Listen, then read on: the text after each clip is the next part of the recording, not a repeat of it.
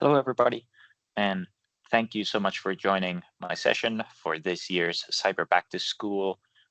Today, we're going to be talking about security operations, so SecOps, and especially AI, and how to kind of take your SecOps to the next level and supercharge it with the use of AI. A little bit about me. Hello, everyone. My name is Miska.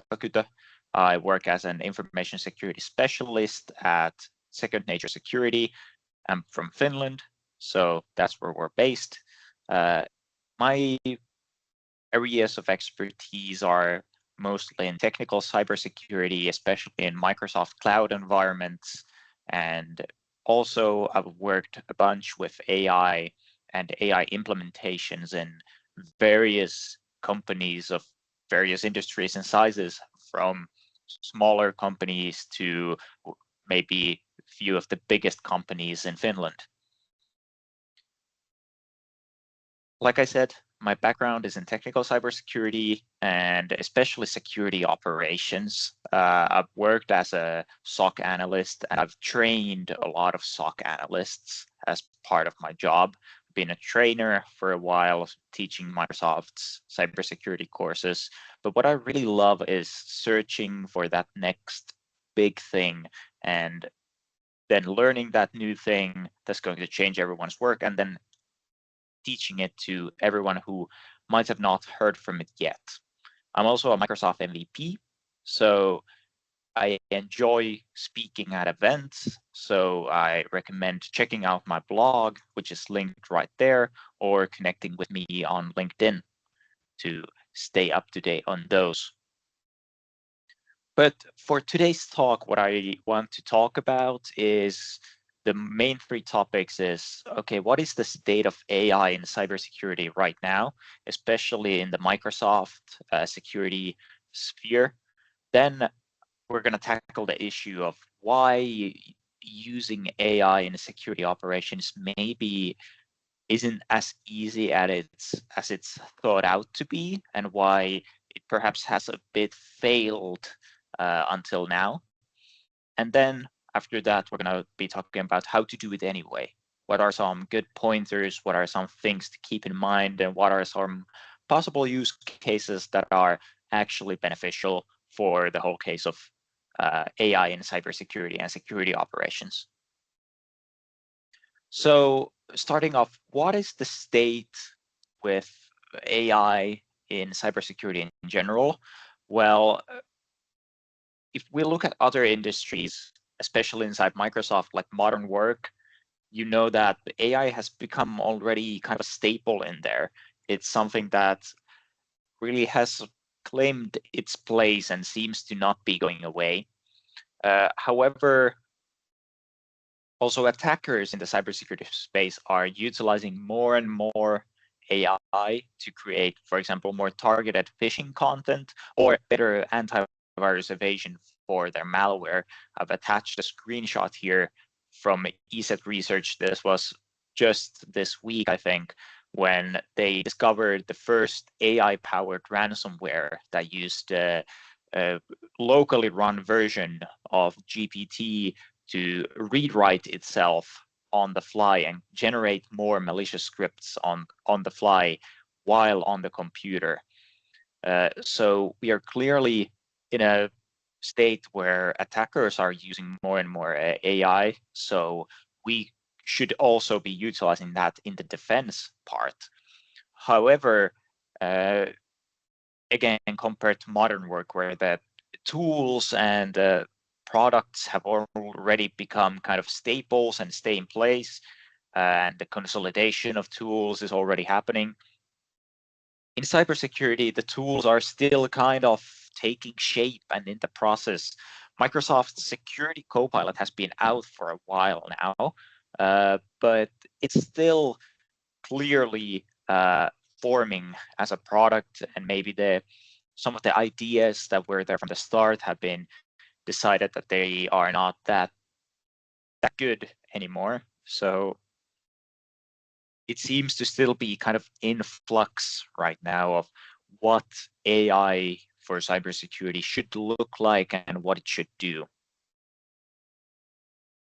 And speaking more of Security Copilot, if you haven't even gotten a bit acquainted with what the tool is, basically it's Microsoft's version of Copilot or a chat-based AI application for security and especially security operations. It has integrations to all the systems that you use, your Sentinel, which is your SIEM system. It has integrations to Defender, your for example, endpoint protections, your EDR, XDR tools, and also your identity management in Entra ID. When Security Copilot came out, I think a little over a year ago, yeah, it was March of last year, it was a very rough product. It was clearly pushed out quite quickly to the market. And now looking at it, it has improved a lot since its release. And now they've started introducing these Security Copilot agents, which are more built into other experiences. And they seem like a step forward. And we'll look at one of them later in this presentation. But however, Security Copilot is still a lot hampered by the pricing decisions that Microsoft have made, which means that if you have to run it 24/7 for a month, it ends up costing you thousands of dollars, which is simply just too expensive for smaller companies, which are the companies that would benefit most from the tool. If you are a big stock exchange company that already employs a big cybersecurity team or a SOC, then the benefits of Security Copilot are smaller, but they would be much bigger if you were a small company that had maybe a couple of IT managers who aren't really that into cybersecurity per se, but more so managing the whole IT. Then Security Copilot would be much more useful for them. But alas, the pricing is still too expensive for that. And I'm eagerly waiting for Microsoft to possibly take a look at that, because I still cannot understand why it's so expensive. I very recently ran some tests with Security Copilot, and I asked it a very simple prompt of, okay, what are the most recently deleted users from my environment? And it thought about that for maybe a little bit over a minute and came back with an answer. It was the right answer. It was formatted well. But when you took a look at the statistics after that, you realize that that one prompt cost you $4. So it's clearly still way too expensive. Well, now, as you can probably see, the implementation of security in AI wasn't that straightforward. And so maybe let's talk about a bit, why is it so hard to implement AI into security operations? And here, when I say security operations, I usually mean SOC work or incident response, incident triage, that kind of work. Well, to start off with, SecOps is a field that gets fueled by experience. It's not something, well, first, it's not the easiest field in IT to enter because you need a lot of experience, and many of the things that you utilize in the day-to-day work in SecOps are just fueled by you knowing that, okay, this is how it was before, and this is what it should look like. And why is it so? Well, it's because security operations, the differences can be so small and difficult to spot for a person who's not experienced, because the difference between a false positive that you can easily just ignore and a true positive that could have serious implications for the company and its security, they can be very small and can be easy to miss if you don't have the experience. A good example of this is that almost all of the alerts that come into your Sentinel, for example, have very scary names for the alerts, but a more experienced analyst can look at that case for around 5 seconds and already tell you if it's going to be a false positive or a true positive. And of course, one of the big things why AI hasn't really entered security operations that much is the accountability of decision making, because in the SOC, the decisions you make have quite large implications in terms of what actually happens in the company. If you decide to close off or disable the account of a salesperson, for example, who's just in the middle of making a big deal, it may have big financial implications for the company. And with AI, the question is always, can we trust AI to make a decision like that? Or who is actually responsible in the end if an AI makes that decision wrongly? Because of course, if the AI makes the decision perfectly, then no one's going to bat an eye and no one's going to complain either. So only the negative situations get amplified.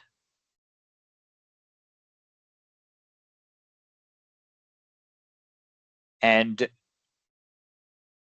I've seen a couple of cases where we have tried to implement AI into security operations. And what are the parts where it actually fails quite often? Well, of course, it can make bad decisions. It can triage incidents incorrectly. It may say that something that's clearly a false positive seems like a true positive. And well, that's just fueled by not having enough context. It doesn't know enough to make a more educated guess, so to say, because I won't say the AI makes a decision, it makes a guess because it's still a probabilistic system. Hallucinations, you can see them quite a bit, where it can hallucinate maybe parts of a log that you've implemented, given it, or once again, it's fueled by not having enough context and not enough content to reference, so it makes up something on its own. And the final point where it usually fails is that it's not able to access the right data because it doesn't have the required integrations to other systems. It's a separate entity and it doesn't really have any access to your data. You cannot expect the AI to make a decision on an account in your tenant if it doesn't have any access or any integration to your tenant where it could actually read that data. So those are some of the reasons why it usually fails so spectacularly as it can. And as you can see from all of these, what is the important part?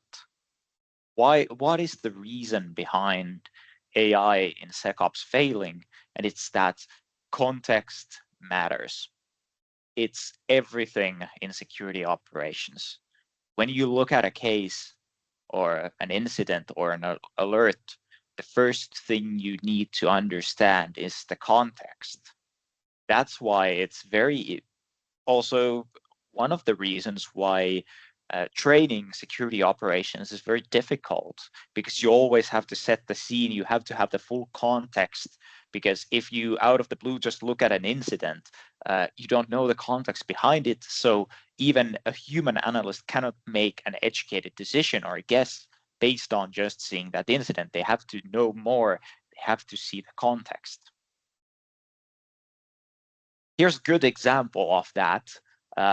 This is from one of our demo environments, where on the left you see an incident on Defender XDR, where first there is a alert of a login outside of Finland with failed MFA, and after that there are a couple of alerts that fire off from a new credential being added to a service principal or an application. In this case, it's an application tenant, application registration. Now, if I just take these alerts and copy and paste the logs that they're based on to ChatGPT-5 and ask it, okay, please help to triage this incident. Is it a false positive or a true positive? ChatGPT decides that this is a true positive because, okay, there's a failed logging attempt, and you can see it's from this IP, and it says that it's foreign and not normal Finland address. It actually is a Finnish IP address, but it doesn't know that. And also on the next alert, it looks at, okay, this is a certificate credential being added to an application. That's a big risk. And says that, okay, this is high risk, true positive, and gives you next steps to stop the compromise, so to say. Now, if a human analyst like myself would look at this, what are the first things that I would ask myself is, okay, what has this user done before? How are these alert rules being configured? Or what does it actually mean when it gives an alert for login outside of Finland with failed MFA? And how have these kinds of incidents been handled in the past? Or basically a question of, has this been a known false positive before? And what kind of role is this user in the organization? What is the normal work that they do? Is this an accountant or a developer or someone, an executive? What is their usual job role? Because that can guide you to understand, okay, this might not be normal activity for this kind of account. And here, because we're talking about an application with credentials being added to it, what is the application actually used for? What app is that? If it's just something that is known to be used in tenant, like a CRM system or something like that, it might be a different outcome in the end. Those are all of the questions that a human analyst would ask. And if you think about those, they're all pretty much just driving the same thing that we said before, context. What is the context that this case is happening inside? And what would have the human analyst found out after asking of those questions? Well, they would have found out that this is a developer that's creating some sort of audit product. They would have figured out that the login rule is not really configured well. They could have looked at the actual logic of how the analytics rule works and seen that it hadn't been really configured all that well, and it had given a lot of false positives in the past. If it would look to have these previous times these incidents had happened, they would have seen that these new access credential alerts had usually been ruled a false positive or a benign true positive, as they're called. In this application's case, a benign true positive means that the rule is working as intended, but the actions were not really of a harmful they weren't used to make harm. It's just something that should have been alerted that wasn't malicious. And okay, what is the role of this user? Well, it seems to be a developer. And what is this application? And then you know the context of, okay, this is an app that's used for testing, auditing, automation for cybersecurity things. So it could make sense why it has a lot of credentials or a lot of permissions in the tenant.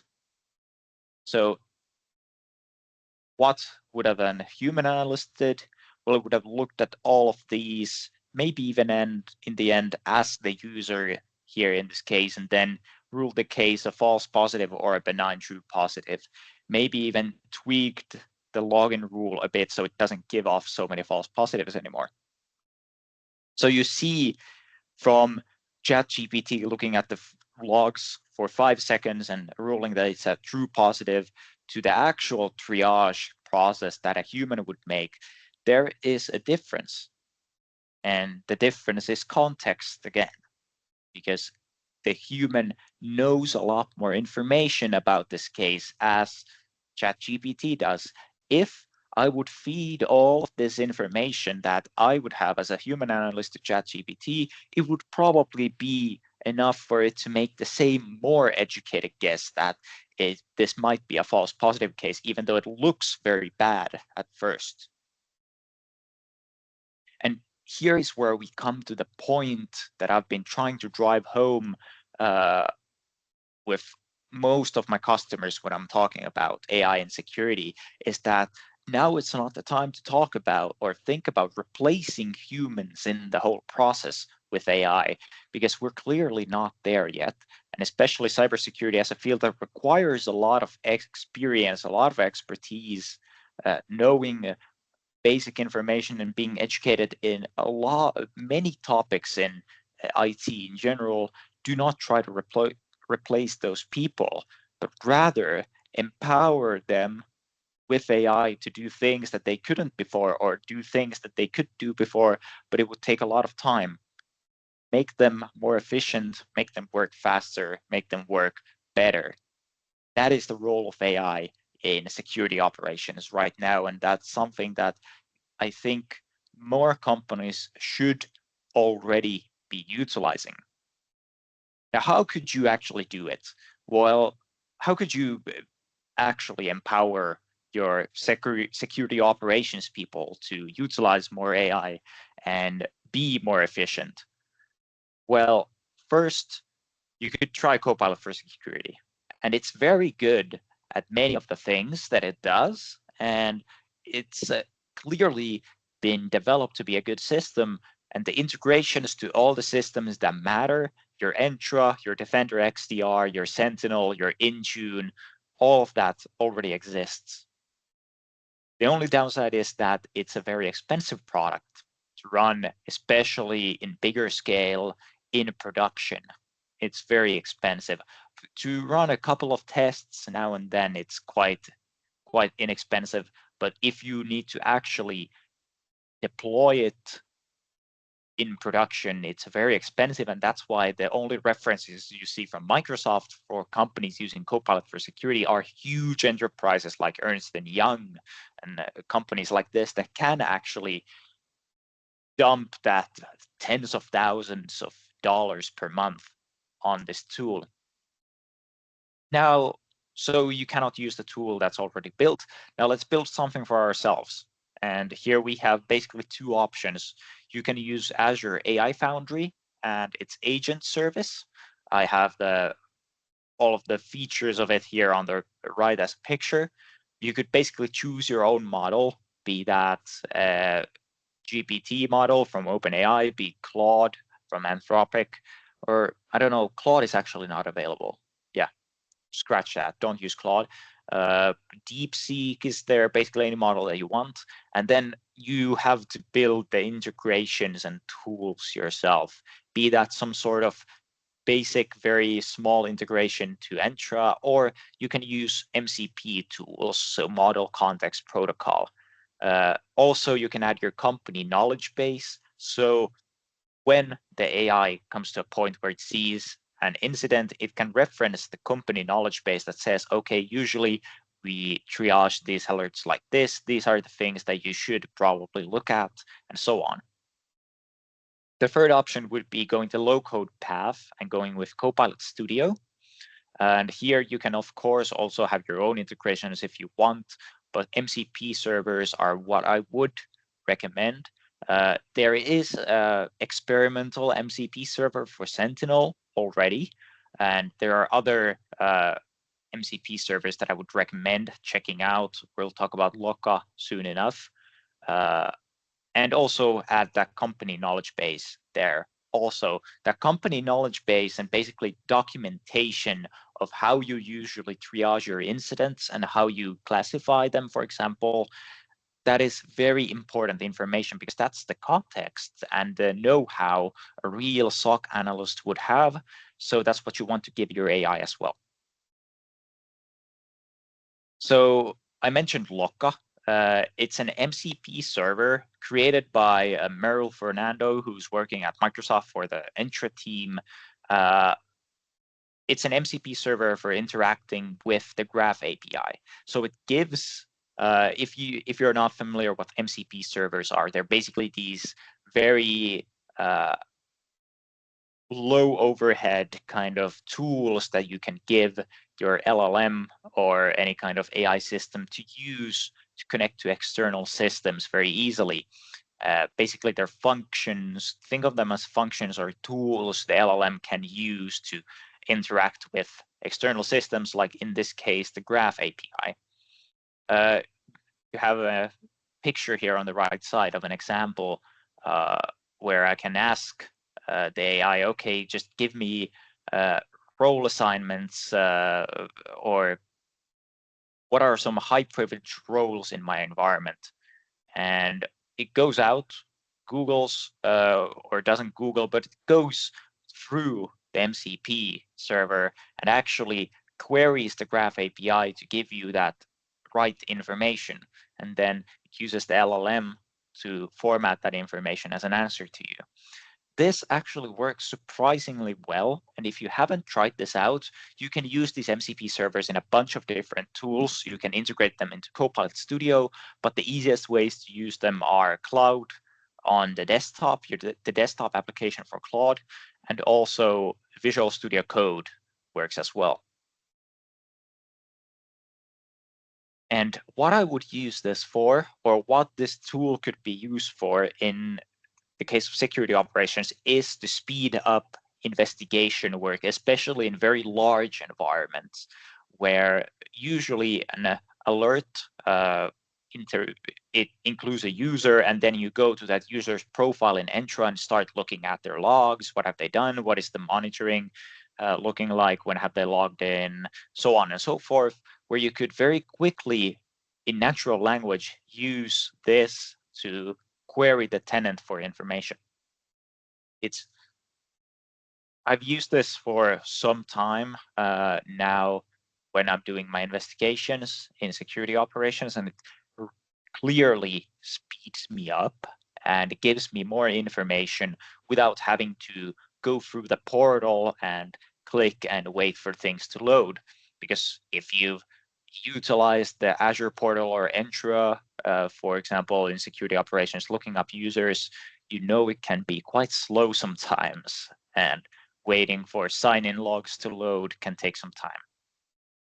Also a hint, using this MCP server is good when you're trying to create PowerShell scripts that actually work, because it can take the actual variables straight from your tenant rather than you having to type them in by hand. So something that I would suggest you check out.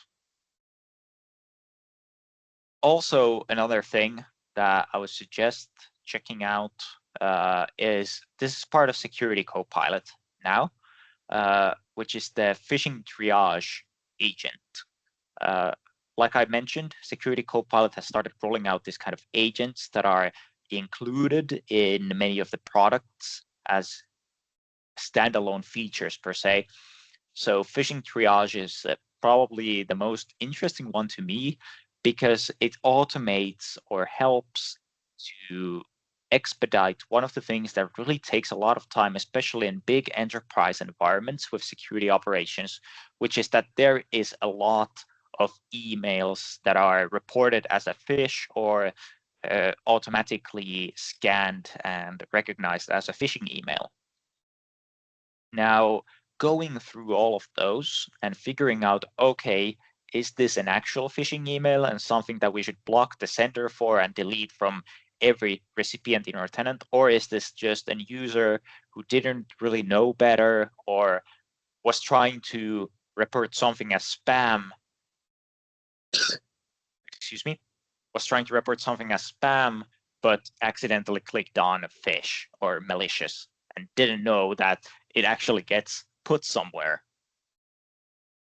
Because this automates the triage of these kind of email alerts, where you can see on the image on the right where there's a incident of an email that was reported by a user as malicious.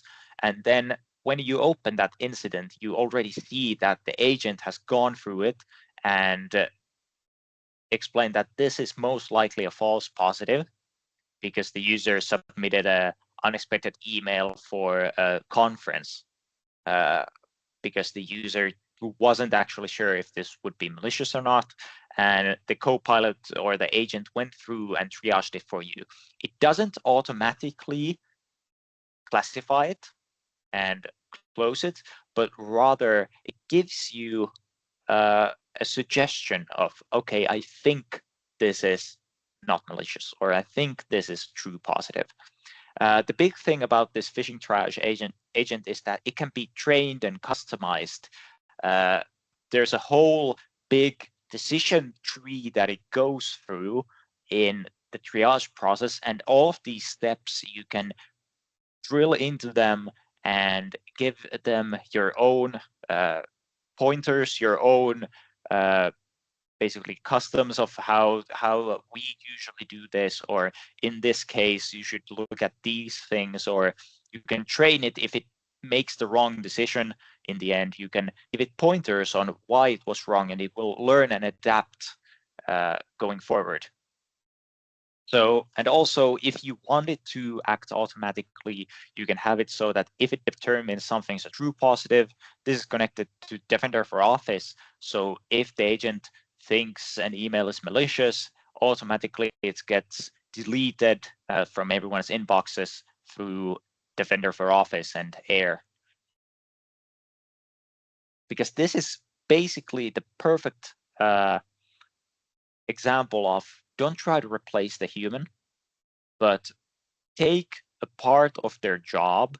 Or, for example, this is just one kind of alert that we're triaging here. So we don't replace the whole analyst or the person, but we just rather save them time by automating a part that they have to do a lot, that takes a lot of time, that isn't very sophisticated per se, always.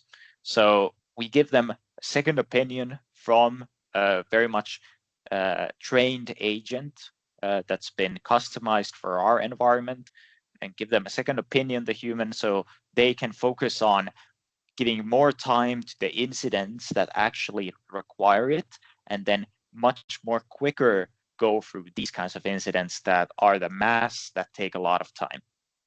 However, with the phishing triage agent, the pricing is yet not known. It's not publicly out there. I don't know what it will cost, but because this is going through Security Copilot, I'm still kind of scared that it will be very expensive in the start, but it shows us a clear path in the future of how to implement these kinds of tools, and how it could be perhaps in the future when this becomes cheap. I think this will very much change how do we do security operations day to day. It's tools like these that will actually give you that big make you much more efficient in SecOps, rather than trying to create a super AI that can replace the human altogether. It's these small tools that do the job. So in conclusion, we might not be replacing humans with AI in security operations yet, or even in the upcoming future, I think. And I think that's a good thing, of course, because I won't lose my job. So that's why I think it's good. But also, it's very important to know that AI is becoming almost like a must for efficiency, because if you're not using AI, some other security partner will be using AI, and they will be doing your job, but in twice more efficient, less money to the client, or in a quicker time. So you have to keep that in mind, that you cannot ignore all of these tools. And I would say that even more important than not ignoring the tools is still trying them out, even though they are not perfect. If you close your eyes and say that you will wait until these tools are more mature and more reliable and perfect, well, at that point, when the tool is already perfect, then you're already left behind from other people who've been working with the tool for a longer time, learning its ins and outs when it wasn't perfect enough for you.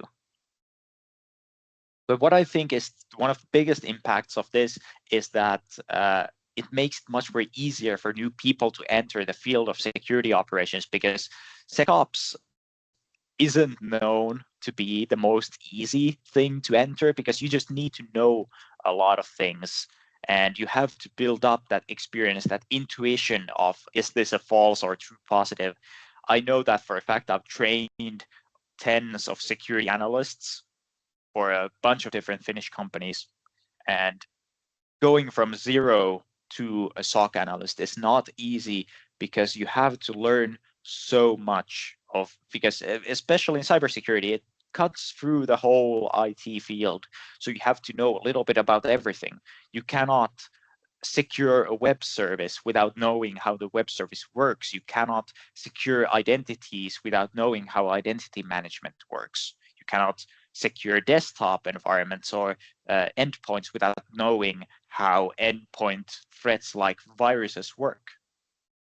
So that's why I think AI will be a big thing for security operations, because it can support these newer people coming into the field that may not have the years of experience some other analysts do.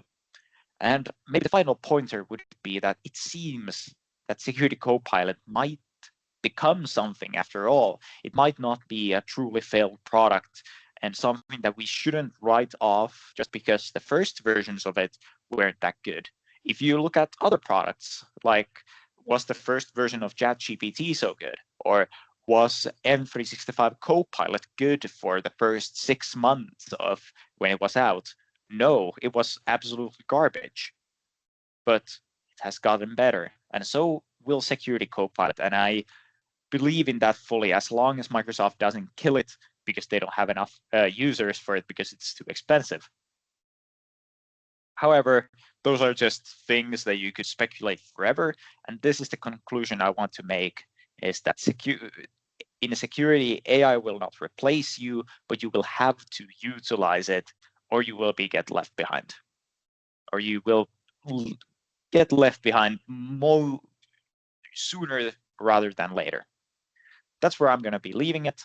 Thank you very much if you sticked all the way through the whole presentation.